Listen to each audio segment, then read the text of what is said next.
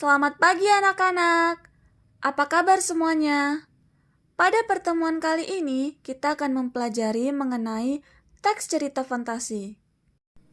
Sebelumnya, kompetensi dasar yang hendak dicapai pada pertemuan ini yaitu KD 3.3 dan 4.3, mengidentifikasi unsur-unsur dan menceritakan kembali isi cerita fantasi. Pada pertemuan kali ini, kita akan membahas beberapa materi mulai dari pengertian teks cerita fantasi, ciri umum teks cerita fantasi, jenis-jenis teks cerita fantasi, serta menentukan unsur intrinsik cerita. Yang pertama, kita akan membahas mengenai pengertian teks cerita fantasi. Teks cerita fantasi merupakan teks yang menceritakan sebuah peristiwa imajinatif yang berisi cerita dari hasil khayalan atau imajinasi penulis dengan tujuan untuk menghibur pembaca. Selanjutnya, kita akan membahas ciri umum teks cerita fantasi. Ada 6 ciri umum teks cerita fantasi. Yang pertama, adanya keajaiban, keanehan, dan kemisteriusan. Seperti yang telah disampaikan sebelumnya, teks cerita fantasi merupakan cerita khayalan yang berasal dari imajinasi penulis. Cerita ini mengungkapkan hal-hal yang supranatural atau kemisteriusan, kegaiban yang tidak bisa dipikirkan dengan akal sehat dan tidak dapat ditemui dalam dunia nyata. Dalam cerita fantasi ini, hal yang tidak mungkin dijadikan biasa. Ciri yang kedua ada ide cerita. Cerita fantasi merupakan cerita khayalan, sehingga ide ceritanya bersifat terbuka terhadap daya khayal si penulis dan tidak dibatasi oleh kehidupan nyata. Sekayal apapun imajinasi pengarang, boleh dimasukkan dalam cerita. Yang ketiga, menggunakan berbagai latar. Dalam sebuah teks fantasi, rangkaian peristiwanya dapat menggunakan berbagai latar yang dapat menerobos dimensi, ruang, dan waktu. Peristiwa yang dialami tokoh dapat terjadi pada dua latar, yaitu latar yang masih ada dalam kehidupan sehari-hari dan latar yang tidak ada pada kehidupan sehari-hari. Ciri yang keempat yaitu tokoh unik atau memiliki kesaktian. Tokoh dalam cerita fantasi bisa saja diberi watak, ciri, atau kesaktian tertentu yang tidak ada dalam kehidupan sehari-hari.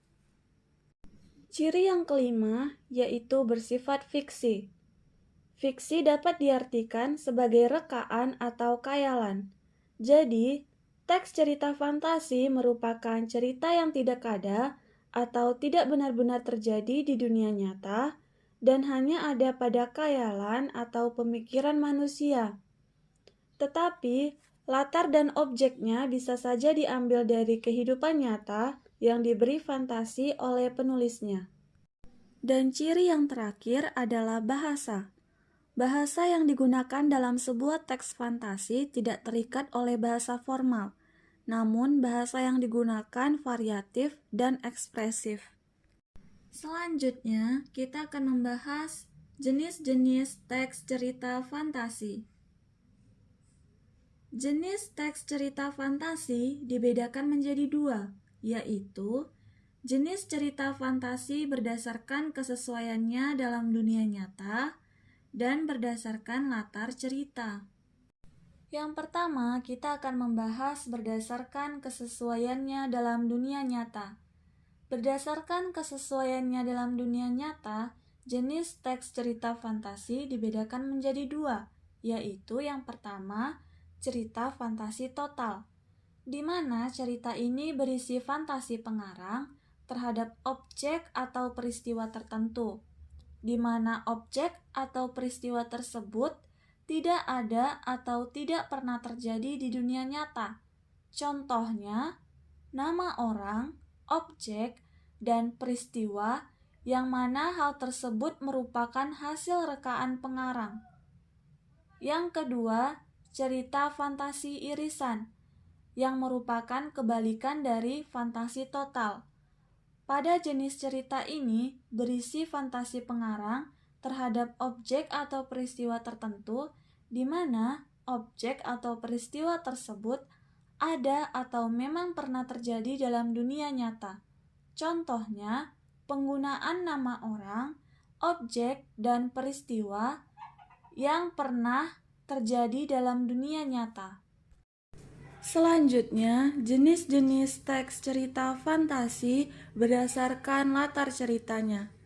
Jenis teks cerita fantasi ini dibedakan menjadi dua, yaitu yang pertama, latar lintas waktu. Artinya, menggunakan dua latar waktu yang berbeda. Misalnya, masa kini dengan zaman prasejarah, masa kini dan 40 tahun mendatang. Yang kedua, latar waktu sezaman. Artinya, latar yang digunakan hanya satu masa. Misalnya, masa kini, masa lampau, dan masa yang akan datang. Yang terakhir, kita akan membahas menentukan unsur intrinsik cerita. Unsur intrinsik merupakan unsur pembangun yang terkandung dalam cerita. Yang termasuk ke dalam unsur intrinsik yaitu yang pertama ada tema. Tema merupakan gagasan pokok atau ide pikiran yang mendasari sebuah cerita. Selanjutnya ada alur. Alur merupakan rangkaian peristiwa yang ada dalam cerita. Alur ini terbagi tiga, yaitu yang pertama ada alur maju. Dalam alur maju ini, penulis menyajikan rangkaian peristiwa sesuai dengan urutan waktu, mulai dari awal sampai akhir cerita. Yang kedua ada alur mundur.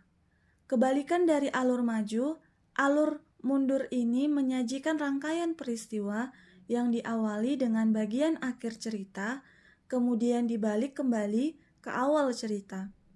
Dan yang terakhir, ada alur campuran, merupakan perpaduan dari alur maju dan alur mundur, di mana penulis memulai cerita dari bagian tengah ke awal cerita dan dilanjutkan sampai akhir cerita. Selanjutnya ada latar. Latar dibedakan menjadi tiga macam. Yang pertama ada latar tempat, yaitu keterangan mengenai tempat terjadinya cerita, misalnya di rumah, di sekolah, dan lain sebagainya. Yang kedua ada latar waktu, yaitu keterangan mengenai waktu terjadinya cerita, misalnya pagi hari, siang hari, atau malam hari. Dan yang terakhir ada latar suasana, yaitu keterangan mengenai suasana yang ada pada cerita, misalnya suasana riang, takut, tegang, haru, dan lain sebagainya. Unsur selanjutnya ada tokoh dan penokohan. Antara tokoh dan penokohan berbeda ya. Tokoh adalah pelaku dalam cerita, sedangkan penokohan adalah penggambaran watak tokoh. Selanjutnya ada sudut pandang. Merupakan cara penulis menempatkan dirinya dalam sebuah cerita.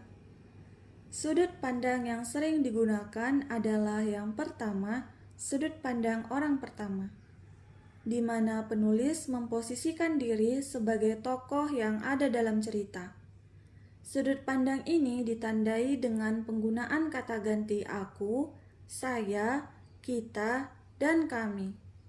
Dan sudut pandang orang ketiga, di mana penulis memposisikan diri sebagai yang hanya menceritakan kisah dari tokoh lain.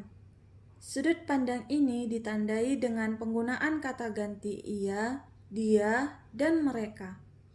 Yang terakhir yaitu amanat. Amanat merupakan pesan yang disampaikan penulis melalui cerita. Selanjutnya, saya akan memberikan kalian tugas, yaitu carilah dan baca sebuah teks fantasi, kemudian identifikasi unsur intrinsik yang ada dalam cerita fantasi yang telah kalian pilih. Sekian penjelasan dari saya. Terima kasih. Selamat pagi.